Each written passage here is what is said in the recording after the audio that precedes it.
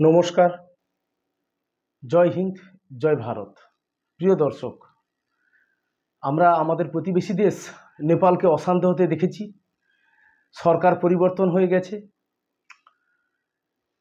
KP Sharma ওলি সরকার পদত্যাগ করেছে, মন্ত্রীরা দেশ ছেড়ে পালিয়ে গেছে, প্রধানমন্ত্রীও দেশ ছেড়ে পালিয়ে গেছে। সেই সরকারের পতন ঘটে গেছে। সুপ্রিম কোর্টে আগুন লাগতেও দেখেছি, সংসদ ভবনে আগুন লাগতেও দেখেছি। সাধারণ যুব সমাজ নেপালের তারা রাস্তায় নেমেছে, তারা প্রতিবাদ করছে যে এই সরকারের পতন হোক, এবং তারা পতন ঘটিয়েই ছাড়লো। কিন্তু এই হঠাৎ করে নেপাল কেন অগ্নিগর্ভ হলো? এর কারণ কি? এর ভিতরে কোন কোন কারণ রয়েছে? একটি প্রত্যক্ষ কারণ, একটি পরোক্ষ কারণ। পরোক্ষ কারণটা আগে আলোচনা করব। 2008 থেকে 2025 এই যে এতগুলো সাল কমিউনিস্ট শাসন চলেছিল নেপালে, চীনের প্ররোচনায় মাওবাদী এবং এই কমিউনিস্ট যে শাসনকাল আসে, এই দীর্ঘ এত বছরের এই 14-15 বছরের শাসনকালে, এই শাসনকালের মধ্যে 14 বার সরকার পরিবর্তন হয়। তবে ওখানে কোনো স্টেবিলিটি ছিল কি সরকারের? ছিল না। যে আশা, যে ভরসা, যে বিশ্বাস নিয়ে নেপালের সাধারণ মানুষ রাজতন্ত্রের অবসান ঘটিয়ে কমিউনিস্ট শাসন নিয়ে নেয় বা তারা প্রতিষ্ঠা করে, কিন্তু এই এতদিনের এই 14-15 বছরের কমিউনিস্ট শাসকরা তার কোনো দায়িত্ব পূরণ করতে পারেনি। না শিল্প রয়েছে, না সাধারণ মানুষের মান উন্নয়ন রয়েছে,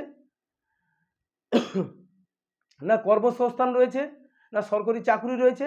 তার বিনিময়ে কি বেড়েছে? তার বিপরীতে মুদ্রাস্ফীতি হয়েছে, মানুষের জীবনযাত্রার মান নেমে গেছে, দেশে বেকারত্ব বেড়েছে, শিল্প কারখানা বন্ধ হওয়ার কারণে মানুষ কাজ হারিয়েছে। একটি ছোট্ট পার্বত্য এলাকার দেশ নেপাল, তার যেটুকু ছোট অর্থনীতি রয়েছে দেশটির মধ্যে, সেটাকেও সঠিকভাবে মেলে ধরতে পারেনি এই কমিউনিস্ট সরকার। তার বিরুদ্ধে মানুষের ক্ষোভ কিন্তু পঞ্জীভূত রয়েছে। যে পরিবর্তন তারা ঘটালো, রাজতন্ত্রের অবসান ঘটিয়ে কমিউনিস্ট শাসনকে তারা নিয়ে এলো, তার আশা তারা পূরণ করতে পারেনি। তবে চারিদিকে সরকারের বিরুদ্ধে এই সকল ক্ষোভ কিন্তু এক জায়গায় পুঞ্জীভূত হয়েছিল। সরকার মেন স্ট্রিম মিডিয়া নেপালের, যারা প্রথম সারির সংবাদপত্র, যারা প্রকৃত খবর ছাপে, জনগণের দুর্দশার ছবি তুলে ধরে, কিভাবে সরকারের মধ্যে দুর্নীতি হয়েছে, স্বজন পোষণ হয়েছে, কমিউনিস্ট শাসনে যারা নেতা নেত্রী ছিলেন তাদের পারিবারিক সমৃদ্ধি বেড়ে গেছে, তাদের অর্থ ফুলে ফেঁপে উঠেছে, তারা ধনী হয়েছে, কিন্তু সাধারণ মানুষের যে মান উন্নয়ন, যেটা সরকারের কাছে প্রথম প্রায়োরিটি হওয়া উচিত, সাধারণ নেপালি নাগরিকের জন্য তাদের যে ভাবনা, সে ভাবনা কিন্তু সঠিকভাবে প্রকাশ পায়নি। তারা উন্নয়ন ঘটাতেই পারেনি। বারবার সরকার পরিবর্তন হওয়ার জন্য নেপালের রাজনৈতিক মানুষের মধ্যে রাজনৈতিক অস্থিরতা চোখে পড়েছে। তার কারণে তারা বদ্ধপরিকর হয়ে পড়েছিল যে এই কমিউনিস্ট শাসনকে তারা সরাবে। পুনরায় তাদের দাবি উঠছে রাজতন্ত্র ফিরিয়ে আনবে এবং নেপালকে পুনরায় হিন্দু রাষ্ট্র ঘোষণা করা হবে। এটা গেল পরোক্ষ কারণ। প্রত্যক্ষ, হঠাৎ করে কেন আগুন জ্বলল? নেপালের প্রথম সারির মিডিয়া, সংবাদপত্রকে আগেই নেপাল সরকার কণ্ঠরোধ করেছে। তাদের মতো করে সংবাদ পরিবেশন করতে হবে, সরকারের বিরুদ্ধে কোনো রকম বক্তব্য রাখা যাবে না। কোনো সংবাদ পরিবেশন করার আগে সেটা সরকারের কাছে অনুমোদন নিতে হবে। এই ধরনের কিছু অনেক বিধিনিষেধ আরোপ করেছিল, করে নেপালের যে প্রথম সারির দৈনিক সংবাদপত্র, তাদের কণ্ঠরোধ করা হয়েছে। এটা তো আগেই হয়েছে। পাড়ায় পাড়ায় কমিউনিস্ট শাসন যেভাবে হয়, স্বৈরাচারের ভাবনা, চীনকে দেখুন না, একেবারে স্বৈর শাসন চলছে, শি জিনপিং এর সরকার, বিরুদ্ধে কথা বলার কেউ নেই, গণতন্ত্রটাই নেই, কমিউনিস্ট শাসন চলছে। কমিউনিস্টরা যেখানে যেখানে গেছে সেখানে এইরকমভাবে স্বৈরাচার অবস্থাটা প্রবেশ ঘটিয়েছে, গণতন্ত্রের লেশ মাত্রটুকু নেই। ঠিক এইরকমই সময়ে সরকার পর্যবেক্ষণ করলো যে social media platform, YouTube, Facebook, Instagram, বিভিন্ন যে সোশ্যাল মিডিয়া প্ল্যাটফর্ম, জনপ্রিয় প্ল্যাটফর্ম, সেই প্ল্যাটফর্মগুলোতে নেপালি জনগণ, নেপালের যে পারিপার্শ্বিক আভ্যন্তরীণ সমস্যা, শিল্পহীনতা, কর্মসংস্থানের অভাব, মানুষের অর্থনৈতিক মানের অবনমন, এই সকল দিকগুলো নিয়ে এবং সর্বোপরি নেপালের যে অতি সাধারণ মানুষ, তাদের দুঃখ দুর্দশার কথা তুলে ধরে এবং সরকারের বিরুদ্ধে ক্ষোভ প্রকাশ করতে শুরু করে।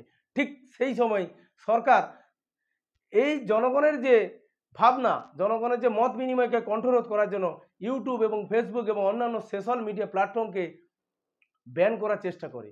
তারা আবেদন জানায় এই সোশ্যাল মিডিয়া প্ল্যাটফর্মগুলোকে যে আপনারা নেপালে যে কার্যক্রম চালাচ্ছেন, আপনারা যে কার্যক্রম চালাচ্ছেন তার বিনিময়ে যদি কোনো কন্টেন্ট বা কোনো পোস্ট নেপালি সরকারের পছন্দ না হয়, তবে সরকারকে অধিকার দেওয়া হোক তারা সেটা যেন ডিলিট করতে পারে। কিন্তু ইউটিউব ফেসবুক এটা রাজি ছিল না। তাই নেপাল সরকার নেপাল থেকে ইউটিউব এবং ফেসবুকের কার্যকলাপ সম্পূর্ণ বন্ধ করে দেয়। তাই তখন মানুষের মধ্যে যে বার্তা আদান প্রদান, সরকারের বিরুদ্ধে ক্ষোভ প্রকাশের যে শেষতম জায়গা, সেই জায়গাটুকু তারা আর পেল না। তখনই মানুষের মধ্যে ক্ষোভটা পঞ্জীভূত হলো, দাবানলের মতো ছড়িয়ে পড়লো নেপালের সর্বত্র রাজপথে। সেখানে মন্ত্রী আমলা, মন্ত্রীরা, প্রাক্তন প্রধানমন্ত্রী থেকে শুরু করে নেপালি সংসদ, সুপ্রিম কোর্ট, হাইকোর্ট, বিভিন্ন শিল্প ইন্ডাস্ট্রি, হোটেল, যেভাবে বাংলাদেশে যেভাবে ঘটনাটা ঘটানো হয়েছিল ঠিক একই রকমভাবে তারা এই সরকারকে পরিবর্তনের জন্য বা পদত্যাগ করানোর জন্য সর্বাত্মক প্রয়াস চালিয়েছে। তার বিনিময়ে কেপি শর্মা ওলি পদত্যাগ করেছেন, তার মন্ত্রীরা বিদেশ থেকে পালিয়ে গেছেন, দেশ ছেড়ে পালিয়ে গেছেন এবং অনেক মন্ত্রী তারা হেনস্থা হয়েছেন। এবং তাদের যে বিপ্লব বা যে সংগ্রাম, সেই সংগ্রামের দিক তারা তুলে ধরেছে সোশ্যাল মিডিয়ার সামনে। যে মন্ত্রী আমলা যারা কমিউনিস্ট শাসনের নিয়ারেস্ট ঘনিষ্ঠ, তারা কি ধরনের খাবার তারা গ্রহণ করে আর সাধারণ মানুষ কি ধরনের খাবার গ্রহণ করে।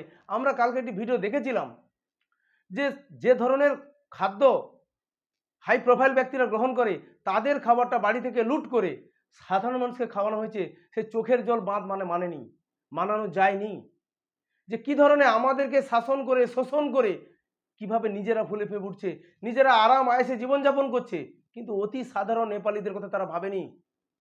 তাই দাবি উঠেছে আবারও রাজতন্ত্র ফেরানোর, আবারও সার্বিক গণতন্ত্র ফেরানোর। সেই সঙ্গে নেপালের সংবিধান কাজ করুক, জনগণের হয়ে কাজ করুক, যেই শাসন আসুক রাজতন্ত্রের মাধ্যমে আসুক, ধর্মনিরপেক্ষভাবে, এবং হিন্দু রাষ্ট্র ঘোষণা করা হোক, নেপালকে হিন্দু রাষ্ট্র ঘোষণা করা হোক, এই দাবিটাও জোরালো হচ্ছে। সেই অনুসারে এই জনগণের যে ক্ষোভ, এই ক্ষোভটাকে সমন্বয় ঘটিয়েই কিন্তু আজকের এই নেপালে বিপ্লব ঘটে গেছে, এই সংগ্রাম ঘটে গেছে। তার বিনিময়ে নেপালে কেপি শর্মা ওলি পদত্যাগ করেছে। আর এই কমিউনিস্ট শাসনকে পরিত্যাগ করে নতুন গণতন্ত্র ভাবনায়, রাজতন্ত্রের ভাবনায় দেশ পরিচালিত হবে, এটাই আন্দোলনের মূল ভাবনা। এই আলোচনা যে করলাম, এই আলোচনাগুলোর মূল কারণ আর্থসামাজিক কোনো উন্নয়ন ঘটায়নি এই কমিউনিস্ট সরকার। এরা যেখানে গেছে সেখানেই দাদাগিরি করেছে, স্বৈরাচারী কায়েম করেছে, জনগণের উপর তাদের রায় চাপিয়ে দিয়েছে, কোনো ধরনের তাদেরকে হেনস্থা করেছে, কিন্তু তাদের হিতে কোনো কাজ করেনি। তার ক্ষোভের বহিঃপ্রকাশ কিন্তু নেপালে ঘটেছে। সেই সঙ্গে নেপালের সঙ্গে ভারতবর্ষের যে আত্মিক সম্পর্ক রয়েছে, সীতার জন্মস্থান জনকপুর নেপালে, সীতানাথ মন্দির রয়েছে, জানকী দেবীর মন্দির রয়েছে, সোমনাথ মন্দির রয়েছে। আত্মিক সম্পর্ক, লক্ষ লক্ষ কোটি কোটি যে হিন্দু সম্প্রদায়, সনাতনী সম্প্রদায়ের মানুষ পৃথিবীর বিভিন্ন জায়গায় বসবাস করে, তারা নেপালের এই মন্দিরগুলোকে তাদের পবিত্র তীর্থক্ষেত্র বলে মনে করে। কিন্তু অনবরত নেপাল সরকার এটাকে নিয়ে, কমিউনিস্টরা ঈশ্বর বিশ্বাস করে না, তারা মানুষের ধর্ম ভাবাবেগেও আঘাত এনেছিল, যার কারণে আজ তাদের পতন হয়েছে, সমুদ্রে মানুষ ছুঁড়ে ফেলে দিয়েছে। তাই আগামী দিনে নেপালের গতি প্রকৃতি কোন জায়গায় দাঁড়ায়, কিভাবে রাজনৈতিক পথ পরিবর্তন হয়, কিভাবে অন্তর্বর্তী সরকার গঠন হয়, নেপাল রাজতন্ত্রের দিকে ধাবিত হয় না গণতন্ত্রের দিকে ধাবিত হবে, না নেপালে কি হিন্দু রাষ্ট্র ঘোষণা হবে, সবগুলোই আমাদের সামনে থাকছে। কোন দিকে এগোয়, আগামী গিয়ে কেয়ারটেকার সরকার হতে চলেছে, অন্তর্বর্তী সরকার হতে চলেছে, তার অনুসারে ভাবনা অনুসারে আমরা দেখব কি ধরনের শাসন ব্যবস্থার দিকে নেপালের যে যুব সম্প্রদায় তারা কি ভাবছে, যারা বিক্ষোভকারী তাদের ভাবনা কি, তাদের চেতনা কি, তারা কি ধরনের শাসন ব্যবস্থা ওখানে প্রতিষ্ঠিত করে, সেদিকে আমাদের অবশ্যই লক্ষ্য থাকবে এবং পরবর্তী এপিসোডে অবশ্যই সে বিষয়ে বিস্তারিত আপনাদের সামনে আলোচনা করব। আজকের প্রতিবেদন এখানে শেষ করছি। জয় হিন্দ, বন্দে মাতরম, ভারত মাতা কি জয়।